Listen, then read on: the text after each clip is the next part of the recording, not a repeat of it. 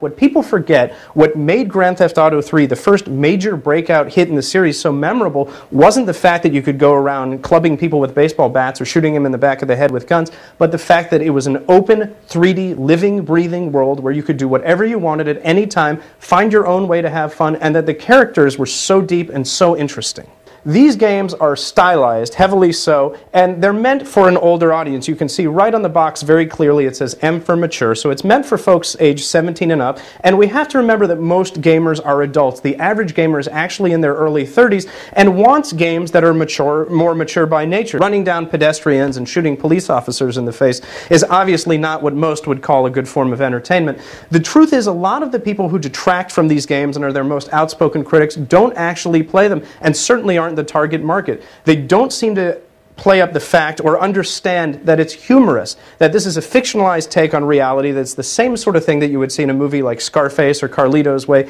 classic mobster films like Heat, or even The Godfather. You don't hear people talking about how terrible The Godfather is, and it's no different in terms of the bloodshed and level of violence. There was a Harvard study done in 2007 that was funded by the Department of Justice that you can read about in a new book called Grand Theft Childhood that shows of 1,200 kids surveyed, they were no more likely than any other kids to become violent criminals, and in many cases maybe less likely to commit offenses just by virtue of the fact that they actually have an outlet like Grand Theft Auto for their anger.